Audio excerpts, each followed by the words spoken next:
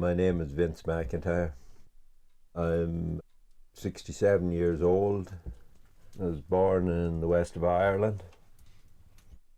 I've lived here since 1979. I found this place by accident and decided to camp here with my girlfriend in 1979. She was a mountaineer. Made our temporary camp here, and here 30 years later, we're still here. This is the most at home I feel any place since I left the place I was born. I left home because I didn't get along with my dad, and and I got as far away as possible from family because of all the tragedies associated with my childhood, and I ended up going to South America for a year, and then when I come back, I went as far north as I could go. That was to Dawson City, and there was something like I was getting away from, that back then I never thought I'd ever settle down, that I'd always be a traveler. This old GMC van, back in 1979, it was my home. And I travelled from place to place, and I carried everything I owned in it, and I had my canoe on top. Yeah, I didn't realise back then, but that was his last voyage when I come up here. My wife had a lot of books, and I had a few, and over the years it accumulated a lot more books, and now it's known as a library.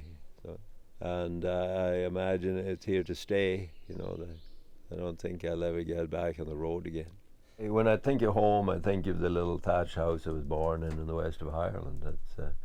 I still think of it as that. But I felt like a drifter, a traveler. I'd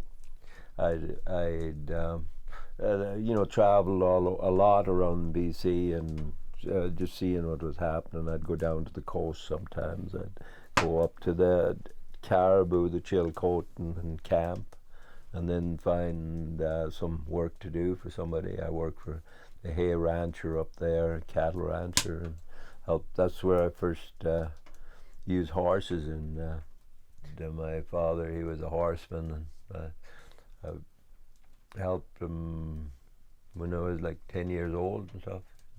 Learned to drive horses. Not that I wanted to do it back then, but I learned enough by that observation to be able to do it when I got older. Yeah. I remember thinking, when I grow up, I'm never going to do this, and a lot of people felt like that. But that when you have that experience and you decide you want to get away from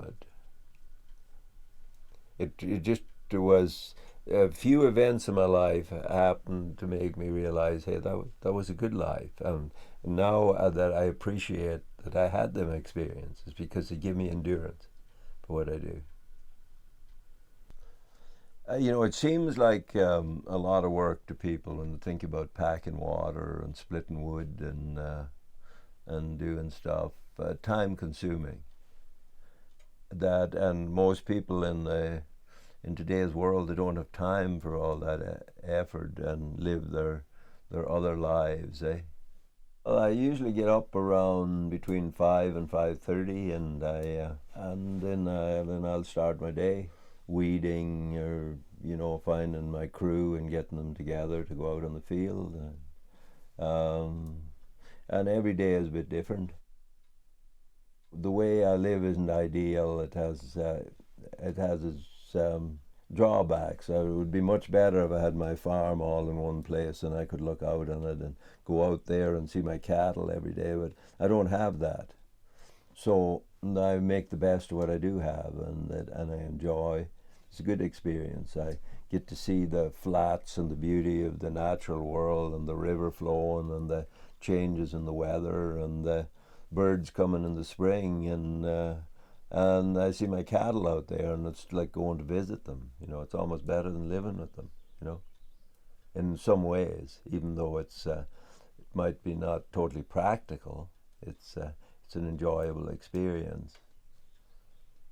You have to have the discipline to get up in the morning when you have to. You have to be courageous, and and you have to put up with discomfort and all this stuff, and then you have to see what you're doing as being fairly important, and maybe a part of your survival, and then you can do what I do.